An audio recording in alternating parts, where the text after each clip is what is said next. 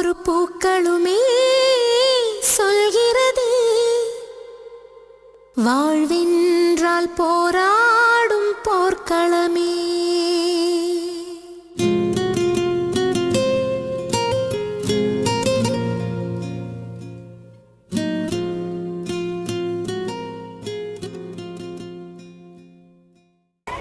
வணக்கம், என்னுடைய பெயர் நந்தினி. நான் வந்து பெத்திக்குட்டை கிராமத்துலேருந்து பேசுகிறேன். எங்களுடைய ஊர் வந்து கோவை மாவட்டம். உங்களுடைய பேர் வந்து மீனா. உங்களுடைய பையன் இங்கே 7th படிக்கிறாரு. ஒரு சின்ன வயசுலேருந்தே நடக்க முடியாது. ஆரம்பத்தில் இந்த மாதிரி இருந்தார். அதுக்கப்புறம் நிறைய ட்ரீட்மெண்ட் பண்ணியிருக்காங்க. இந்த மாதிரி ட்ரீட்மெண்ட் பண்ணியிருக்காங்க. அதுக்கப்புறம் மாவுக்கட்டு கூட போட்டிருக்காங்க. இன்றைக்கி நம்மளுடைய ப்ராடக்ட் வந்துட்டு 95 கவாச் ப்ராஸ் சாம்பி தைலம் நியூட்ரிலைஃப் வந்து 1 மாதமாக எடுத்துகிட்ருக்காங்க. எடுத்ததுக்கப்புறமா என்ன மாற்றம் வந்துட்டு அவங்க அம்மாவே சொல்லுவாங்க. வணக்கங்க, என் பேர் மீனா. நாங்கள் இருக்கிறது வந்து சிறுமுகைப்புதூர் சித்தாக்கர் வீதியில் இருக்கிறோம். என் பையன் பிறந்ததுலேருந்தே நடக்கவே இல்லைங்க. நிறைய ட்ரீட்மெண்ட் பார்த்தோம். பாலக்காடில் போய் 1 வருஷமே இருந்த ஆயுர்வேதிக் ஹாஸ்பிட்டலில் ட்ரீட்மெண்ட் பார்த்தோம். திருவனந்தபுரத்தில் ஆயுர்வேதிக் ஹாஸ்பிட்டலில் அங்கேயே 1 வருஷமே அங்கேயே சாப்பாடெல்லாம் செஞ்சு சாப்பிட்டு ஆயுர்வேதிக்கு பார்த்தோம். ஆந்திரா போய் அங்கேயே 6 மாதம் இருந்தாங்க ஹாஸ்பிட்டலில்.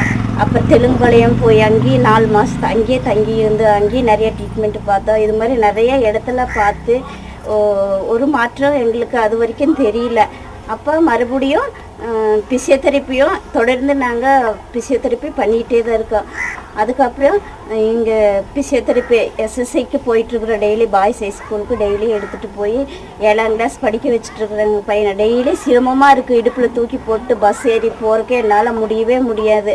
அப்படி தான் தொடர்ந்து போயிட்டுருக்குறேங்க. டெய்லி தூக்கிட்டு தான் போகணுங்க. அப்போ அங்கேயும் போய் படிக்க வச்சுட்டு தான் இருக்கிறோம். அதுக்கப்புறம் இப்போ இவங்க மேடமெல்லாம் கொண்டு வந்து இந்த மருந்து 1 மாதத்துக்கு கொடுத்து பாருங்கள், உங்களுக்கு என்ன ரிசல்ட்டு கிடைக்குதுன்னு நீங்கள் முயற்சி பண்ணி பாருங்கன்னு கொண்டு வந்து கொடுத்தாங்க. இப்போ அந்த மருந்து இப்போ 1 மாதமாக தொடர்ந்து கொடுத்ததுனால வித்தியாசம் எங்கள் பையனுக்கு வித்தியாசம் வந்திருக்குங்க. இப்போ வந்துட்டு இந்த கையெல்லாம் ரொம்ப டைட்டாக இருக்குங்க, காலெல்லாம் ரொம்ப டைட்டாக இருக்குது. அப்போ மடக்க முடியாது, நீட்டவும் முடியாது. அப்போ இந்த 1 மாதத்துலேயே நல்ல ஒரு வித்தியாசம் வந்திருக்குங்க. கை மடக்கிறா, கால் நீட்டுறா. அப்போ கை பிடிச்சாலே எந்திரிச்சு நின்று இப்போ வந்துட்டு கை பிடிச்சா நடந்து வரா. இந்தளவுக்கு இந்த மருந்து வந்து பரவாயில்ல, பெட்டராக இருக்குது எங்களுக்கு. ஆனால் இன்னும் தொடர்ந்து நாங்கள் வாங்கி கொடுக்கணும். எங்கள் பையனுக்கு இப்போ ரொம்ப சந்தோஷமாக இருக்குங்க. எனக்கு எவ்வளோ கஷ்டப்பட்டதுக்கு இந்த மருந்துனால ஒரு வித்தியாசம் வந்திருக்குதே, பரவாயில்லன்னு ரொம்ப மனசுக்கு சந்தோஷமாக இருக்குது. தம்பி பேர் இனியன் 7th படிக்கிறாருங்க. ப்ராடக்ட் வந்து 1 மாதமாக தான் எடுத்துகிட்டு இருக்காரு. எடுத்ததுக்கப்புறம் என்ன மாற்றம்னு சொல்லிட்டு அவரே சொல்லுங்க. எடுத்ததுக்கப்புறம் இப்போ நான் நிற்கிறேங்க. ஃபஸ்ட்டாக நிற்கவே முடியாதுங்க. காலெலாம் நல்லா ஃபஸ்ட் மாவு கட் போடுறது மடக்கவே முடியாதுங்க. மடக்கவே முடியாதுன்னு டாக்டர் சொன்னாங்க. நானே இந்த மனசு சாப்பிட்டு ஈஸியாக மடக்கிட்டேங்க. அடுத்து பார்த்தீங்கன்னா மேடம்க்கு வந்து நிறையா, அதாவது நம்மளுக்கு என்னெல்லாம் அவசியமான ஃபுட்டோ, நீங்கள் பாவக்காய், மீன், பால், கருவாடு, இந்த மாதிரி நிறைய விஷயங்கள் நம்ம உடம்புல ஸ்ட்ரென்த்துக்காக சேர்த்துவோம். ஆனால் இன்றைக்கி வந்துட்டு அவங்க 24 வகையான ஃபுட் ஐட்டம் வந்துட்டு சேர்த்துக்கவே கூடாது அப்படின்னு சொல்லிட்டு கேரளாவில் ட்ரீட்மெண்ட் எடுத்து ஆயுர்வேதிக் மருந்து சாப்பிட்டுட்டு இருந்தாங்க.